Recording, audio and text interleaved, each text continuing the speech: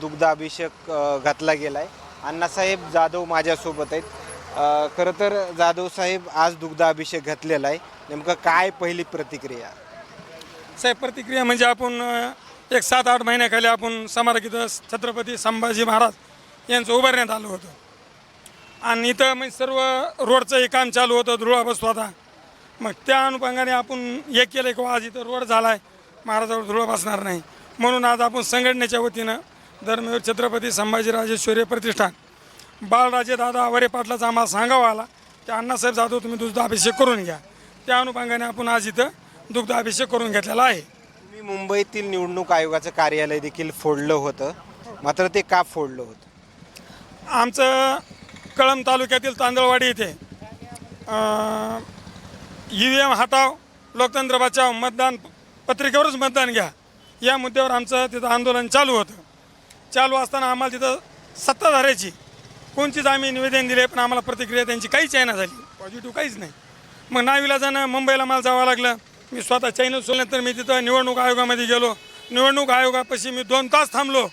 तो आज आपला जनतेचा नौकर आहे, तरी पण तिथं 2 तास त्या ठिकाणी नव्हता. त्यांना विचारलं, साहेब तुम्ही कुठे गेलतात? ते म्हणले मी जेवण करायला गेलो. म्हणून 2 तास तुम्हाला जेवण करायला जातो, तुम्ही इतका मोठा पगार घेतो आणि तुम्ही जेवण करायला 2 तास टाईम देतो. इथे जनतेचा प्रश्न काय आहे? बरं ती बाकी सोडा, आमच्या या निवडणूक आयोगाला जे आम्ही निवेदन दिलं त्या मुद्द्यावर तुम्ही बोला. ते म्हणले काही नाही, म्हणले जे आहे ते म्हणले हे आम्हाला जे योग्य पद्धतीनं वाढते आम्हाला सोयीस्कर जाते म्हणून आम्ही EVM घेतो. मग त्याच्या अंगावर आम्ही बांगड्या फेकल्या. माझी एक स्वतः मानस कन्यासोबत होती, उमरेताई म्हणून, राजश्री उमरे, तिनं त्याच्या अंगावर बांगड्या फेकल्या आणि आम्ही तिथं निवडणूक आयोगाची तोडफोड करण्यात आली. संभाजी महाराजांच्या या चौकाचं सुशोभीकरणासंदर्भात पुढल्या काही कार्यकाळामध्ये काम वगैरे करणार आहे? हो, जर इथं परळी वैजनाथच्या सत्ताधाऱ्यानं 2 महिन्यामध्ये जर त्यानं इथलं सुशोभीकरण केलं तर अति आनंद आहे.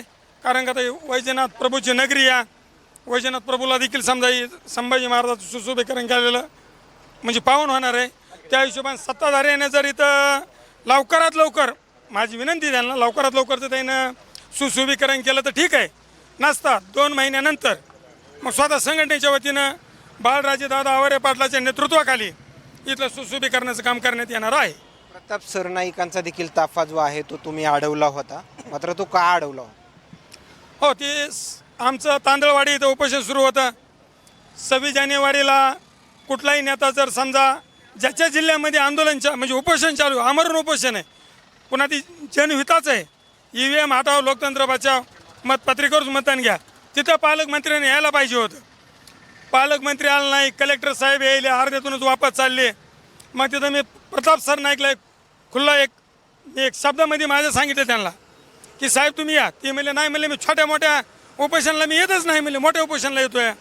मग हे माझ्या डोसक्यात ठरलं. मग मी अण्णासाहेब जावळे पाटलाचा एक विद्यार्थी आहे, मग तिथं अण्णासाहेब जावळे पाटलाचा मी स्टंट वापरला.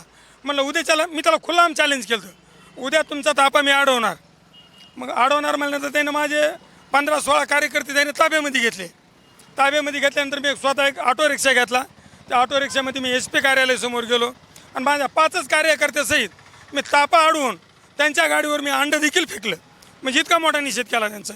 खरं तर तुमच्यासाठी शेवटचा प्रश्न, मराठवाड्यामध्ये पाहिला गेलं तर बरेच OBCचे मोर्चे झाले, मराठ्यांचे देखील मोर्चे झाले, आंदोलनं झाले, मात्र ही घडी जी आहे ते कुठंतरी मराठा OBC घडी विस्कटली.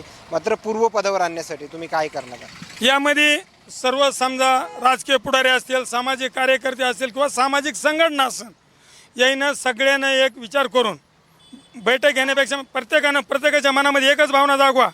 नाहीतर ही जर जात जर वाढत गेला तर एक दिवस असा भयंकर वातावरण आपल्या महाराष्ट्रामध्ये बघायला भेटणार आहे, जी कसं कारगिल पाकिस्तान झालं तर त्याच्यापेक्षाही मोठं वातावरण बघायला भेटणार आहे. त्याबद्दल मी एक तुम्हाला सांगतो, मी परळी मतदारसंघामधला आहे, परळी तालुक्यामधला आहे आणि मी जे आहे ते रोख आणि ठोक बोलतो. कारण का तर माझ्या पाठीमागं आदर्श शक्ती स्वर्गीय अण्णासाहेब जावळे पाटलाची आणि आधारस्तंभ बाळराजे दादा आवारे पाटलाचा आहे. म्हणून मी एकच सांगतो, जे आज परळीमधले प्रस्थापित नेते आहेत मुंडे घराण्याकडं मराठा समाजाचा कोण नेता नाही मला सांगा तुम्ही. पंकजाताई असतील, धनंजय मुंडे साहेब असतील, त्यांच्याकडं दुसऱ्या नेत्यापेक्षा सर्वात जास्त मराठा समाजाचे पुढारी आहेत. मग मराठा समाजाचे पुढारी तिथं थांबतात आणि लगेच काय म्हणतात की इथं मराठा OBC मराठा वंजारा.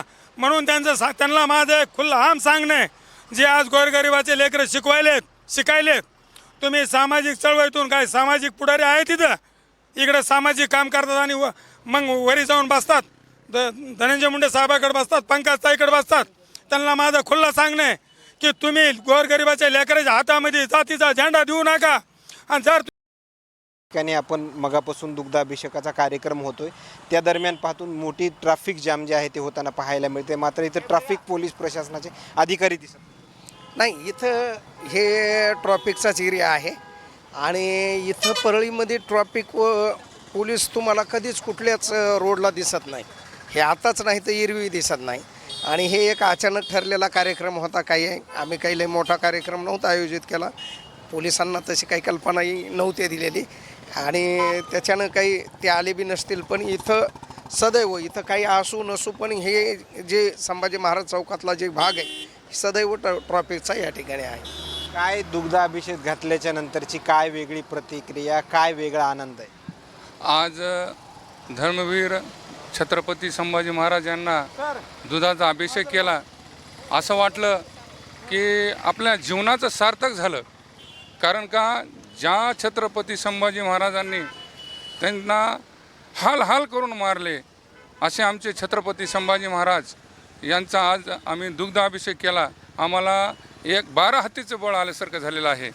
आणि विशेषतः आमचे नेते गोरगरिबांचे गरजवंत मराठा समाजाचे नेते क्रांतीसूर्य माननीय मनोजदादा जरांगे पाटील आणि माननीय बाळराजे आवारे पाटील ह्या 2 नेत्यांनी आम्हाला उत्स्फूर्तपणे साथ दिली. आज मी एक मराठा सेवक माननीय मनोजदादा जरांगे पाटलाचा एक मराठा सेवक म्हणून परळी शहरामध्ये काम करतो आहे. आणि बाळराजे दादा आवारे पाटील यांच्या या सर्व केलेल्या कामाचं पावती म्हणून आज मी आणि अण्णासाहेबजी जाधव आम्ही इथे उभा आहोत. आणि आजचा हा कार्यक्रम उभ्या महाराष्ट्रामध्ये फार मोठा कार्यक्रम झाला असं आम्ही समजतो. कधी कल्पना आली की आपण हा दुग्धाभिषेक वगैरे करावा सगळ्या सहकाऱ्यांना? नाही, मला बाळराजे आवारे पाटलांचं आमचा जे नेता आहे त्यांचं मला सांगणं आलं की अण्णासाहेब जाधव मी इथून परभणीला जात असताना रोडचं सुशोभीकरण झालेलं दिसायला या आणि तुम्ही जा आणि दुग्धाभिषेक करा. आणि म्हणून आम्ही दुग्धाभिषेक केलेला आहे. या ठिकाणी पाहायला गेलं तर दुग्धाभिषेक झाल्याच्या नंतर या आलेल्या प्रतिक्रिया मात्र काय सांगून जातात हे नक्कीच समजलं असेल. मात्र आणखीन काही नवीन अपडेट्स मिळतील का हेही पाहणं तेवढंच महत्त्वाचं ठरणार आहे. कॅमेरामॅनसोबत सूरज मीडिया, बीड, परळी.